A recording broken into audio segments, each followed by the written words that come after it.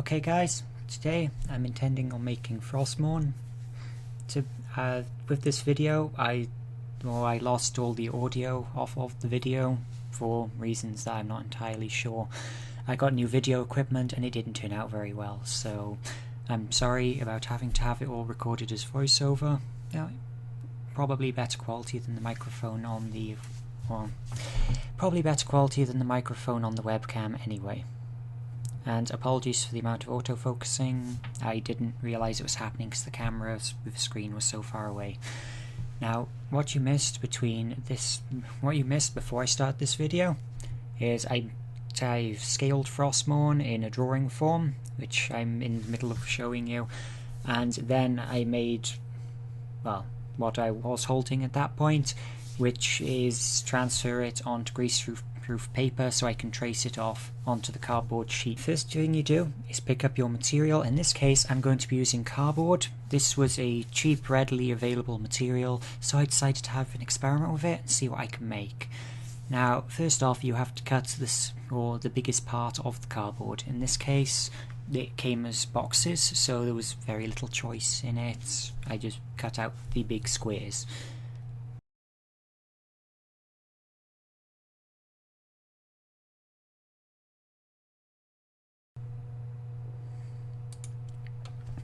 Okay, once you've got your cardboard shapes, take the tracing paper version, which was done off the large paper one, and then transfer it on. If you don't know how to transfer off of greaseproof paper or tracing paper, you draw along with a HB pencil or something that's relatively soft, and then transfer the line just by scribbling on the other side of it, and the pencil will transfer off onto the card. In this case, I've already drawn it on a pen on one side, so it doesn't matter that I'm drawing over it, because it's just going to transfer. Well, it's not going to transfer until I decide to draw on the pen side. But this means you have lines to be able to cut it out, and for this design it ends up about 7 or 8 layers thick, and having to reproduce that 7 or 8 times with hand cuts is very difficult. It is also advised when making the tracing paper sides or the tracing paper templates that you alternate the position of the seams. So if you can't fit your entire sword on one material, if you're doing different layers, you don't have all your seams lining up, because then your sword will have a very weak spot in it where it's likely to break. I also put spines up them, but it's much better to have the material around the spine being able to hold up its weight. It just makes it a more useful prop overall, and it breaks less when you hit walls.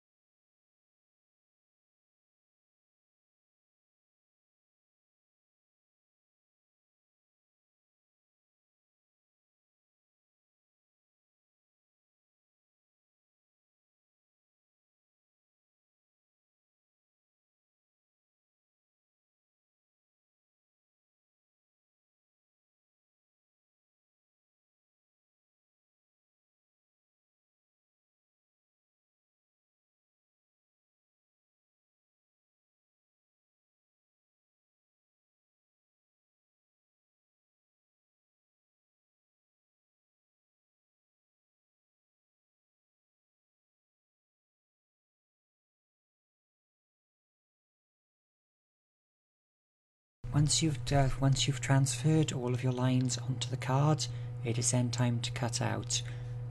At this point in the video, you can see how bad the footage is there. This is what I managed to salvage. It didn't go well. So at this point I have one of the sword pieces already cut out, at least 2 layers worth. So I'm going to stick the 2 together and hopefully make one of the layers to make the sandwich. Now unfortunately I apparently didn't get any footage there good enough of me actually cutting it, but once you transferred the lines you cut it out. That's pretty much common sense. Now at this point use wood glue. Wood glue works quite well on cardboard because it was wood once. Then you put a certain amount of the glue on, as you can see, then stick it all together and hold together with clothes pegs. Just to the point, this is the first sword I've had to go out and buy new pegs for because I ran out.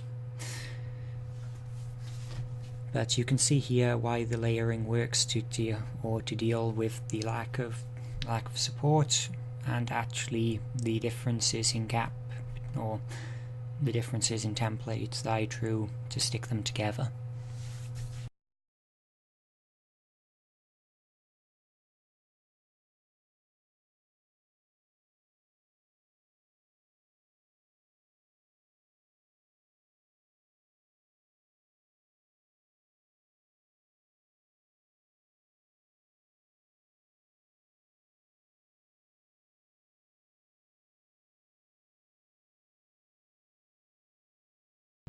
Okay, by this point you can see it now looks somewhat like Frostmourne but covered in clothes pegs. Now the centerpiece that is going across the sword here is the spine that I refer to most of the time when I'm talking about my sword builds. Now you measure it by holding it up against the length of the sword, see where the ends are, and then mark it and cut. Now basically I'm just putting wood glue down the length of where the spine's going to be, and that spine is just a bit of beading. It's designed to go along walls and desks to make them look pretty, but in this case it's good for a bit of strength on a sword. Now take one of the layers that you had ready and put the offcut from the spine down the center of it.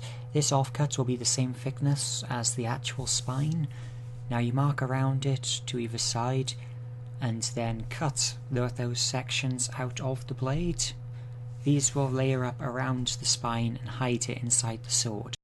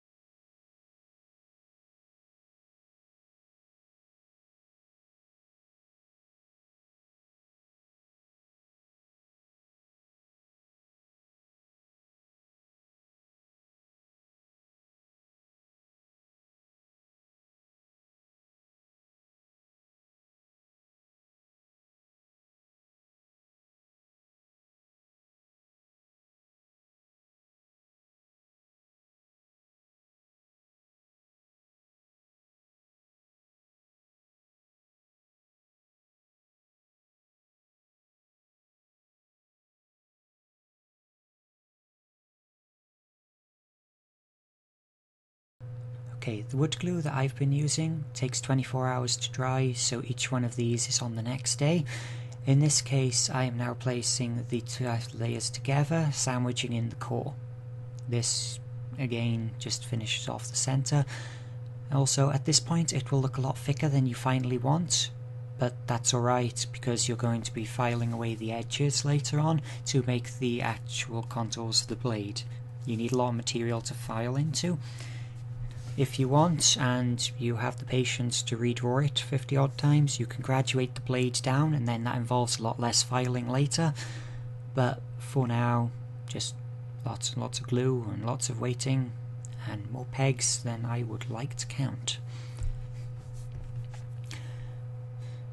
Unfortunately, in this case, I hate to mock my own videos, but next time around, the next few are going to end up like this, because I recorded 3 of them, which is, the next up is my Fat Man build, which I did in one morning. I did it quite quick, just for a laugh, before a convention, and I recorded it, but then the next one up is my Masamune for my Sephiroth, and I messed that up as well, down for exactly the same reason, to be fair. I'm still quite annoyed at the fact that it happened and I didn't notice, but that's what happens when you try to rush things and film them all together. Hopefully by this point I've worked out how to solve it, and I have dealt with the autofocus doing this, because autofocus, it just happens, there is an off for it.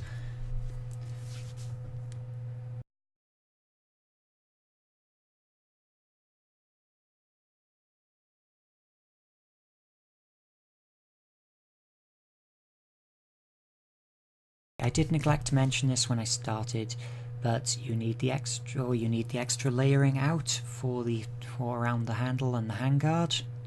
Again, this is only 2 layers per side, but the skull fits on top of these sections, and you just need them for layering out.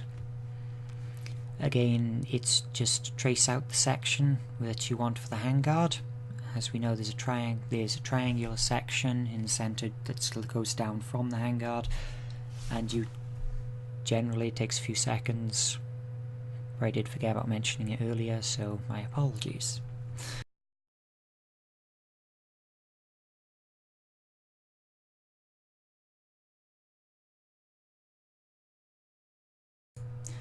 Right, unfortunately I seem to have lost my footage of me making these skulls to go on. Now in this case there are only 2 skulls and I've got 4 out on the desk. That's because I've layered them up so high. I believe they're about 6 layers thick in the end, but my pegs will only hold on to 3. So I just do I just do the 2 sets of 3 like that, then glue them together at the end. Now the way I made them was to make one outline of the skull for the base layer, then go up, have the teeth on the 2nd and 3rd layer, then have them wipe out, but make sure to have the nose slits and the eye sockets going all the way up. You don't have to have the eye sockets going to the bottom if you want to add a few layers extra where they're not, to add some different layers inside, but you can't really see it on the finished sword, so I didn't really bother. Now you have that going up, and at the end, as the next section we'll see, there is a lot of filing.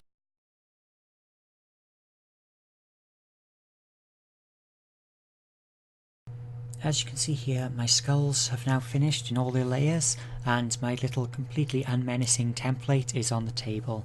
I just put the sword away after it's currently dried to all the layers thick, and now I'm using a file. Now you can't see it here, but this one is a rasp. It's an extremely rough file which will take off a lot of material very fast. Now the upside of this over a traditional file is getting material off fast, and the amount that I've left on, it'll take some time.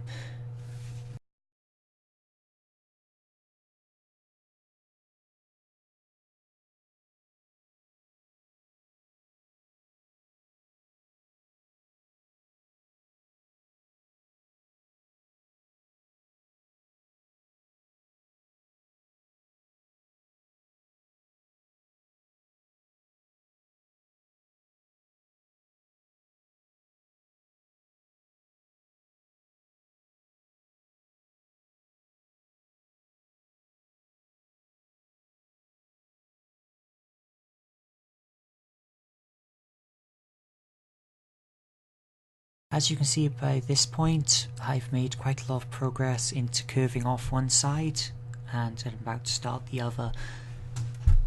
Unfortunately there's no point showing it all, so onto the main blade. Now, the main blade itself, you mark off first how deep you want your blade, how far you want your edge to go in, and then you file back to that, and then try to get the exact contour that you wanted. Now I've very much sped this up, so it should be able to show the whole process without it being too tedious, but if you're going to be starting this project, just remember... I can't believe I left that in. Okay guys, what happened there? I was twisting the sword around on the table, and I just knocked the tripod over and just smashed it to the floor. Yeah, you know, I had this camera a week and I was already hitting it into the floor. And for the point, this isn't the being knocked over is not the reason for the recording failing. But, you know, it happens. You can see also when I'm swinging the sword around, I am coming so close to hitting it. But yes, you draw the line around the edges, and then you generally file back to that line, and then try to get it so the two bits of blade meet in the centre. Now in this case, you don't have to worry half as much as with the more solid materials over whether security in a convention will believe it's a real sword and sharp, because it's made of cardboard. Whereas I've seen them have issues with anything that looks remotely sharp in the past, so I try to err on the side of caution. But yes, as you can see at the end, it's becoming quite thin. Now, since I've had... this sword has been out to a few shows and photo shoots, and the end has started to dent a little, but it's made of cardboard, is what you can expect. Unfortunately, these fiddly little sections here were a real nightmare, and it took me ages to do. I mean, this is actually sped up to 1000%, so 10 times normal speed. This honestly took me a good hour just to do the main blade, and the skulls took almost as long.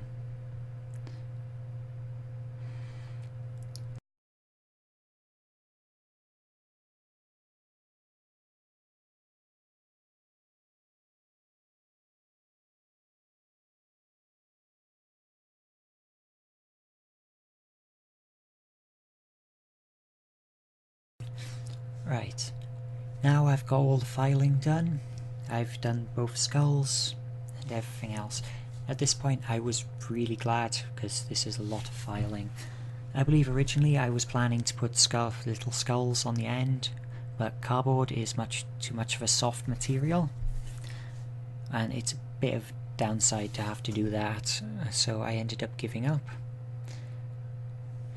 Now, this was my first experiment with this finishing technique. It actually doesn't end up that bad if you're willing to put in the time and stop it from sticking onto things.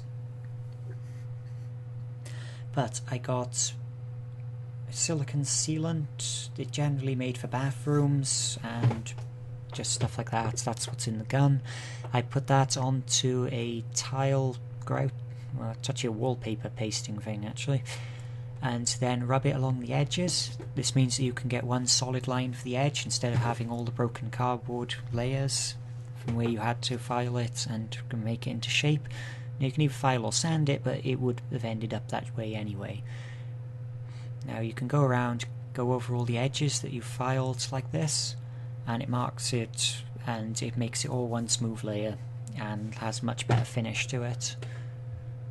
Now unfortunately, with the cheapness of cardboard, it doesn't really matter how much you do, because you'll always see that it's cheap cardboard at the end. Now this section is after painting. Now again, what I've done here is just one layer of undercoat, and then a layer of silver across the whole thing, and then the layer of, and then put some gold on top of the horns. Now you may be asking, what is this absolute madman doing with hairspray? Now unfortunately, the silver paint that I got was bought a long time ago for a project, but this paint transfers onto everything like mad, so I figured I'd give it a shot with spraying hairspray on it, just to see if it would keep all of the metallic silver sticking to it. The end of this experiment is, no, it doesn't work, but that metallic paint looks absolutely amazing. It's come out brilliantly in photos as well. It just, just be prepared to look silver at the end of the day, because the amount the metal's transferred onto you. So yeah, it's ill-advised to try this.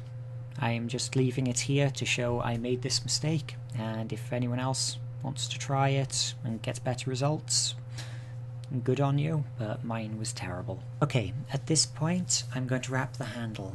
Now I'm using a long sheet of or a long strip of leather. You don't have to use leather, you can use cloth or anything you want. In this case I'm adhering it with hot glue. I am a fan of hot glue much more than I am of wood glue, because wood glue takes 24 hours and hot glue takes about 15 seconds. It's far more nicer of a material to work with. Now you use part of the strip down the length of the handle. It doesn't have to go that far, just enough so when it wraps over it'll be adding extra friction to stop it undoing from that end. Now once you're down to the bottom of the handle, turn it 90 degrees so it can wind up the shaft, and then glue it onto the first bit going down. This is just to stop it from sliding, and this glue isn't really that useful in the long term. But when you go up the handle, make sure that you have 50% or half of the next layer on top of the previous layer. Again, this is in the event it does slip, it won't show all of the metal work underneath and still look like it's properly wrapped. Now you go up every now and again, put in a little bead of hot glue. This again just stops it from unraveling. Now at the end of here I wasn't entirely sure whether it was going to make it down all the way or not, so I do a quick test just to check if it makes it all the way down to the bottom, which, to be fair, I'm not going to spoil it. Do I have enough? Do I? Yes, of course I do. See, yeah, first time I watched that back I was just like, I really want to know. Okay, again, follow exactly the same method, but go down in the reverse direction. This just thickens up the handle, it makes it nicer to hold for the day, and the fact that with that paint you're going to have grey hands all day anyway. Once you get to the end, undo the last two of the wraps around, and then run the end up through them and pull it up tight. Now this knot is used, well, this knot I learnt doing archery to stop the knocking points coming loose, but it also works quite well, especially if you shove it full of hot glue with sword handles. Now of course I go around, tack up sections with hot glue just to make sure I got it all. Okay, and these are the pictures of my final sword. As you can see, most of the little errors don't show up half as bad. So, okay, to anyone who's actually made it this far, thank you for watching the video.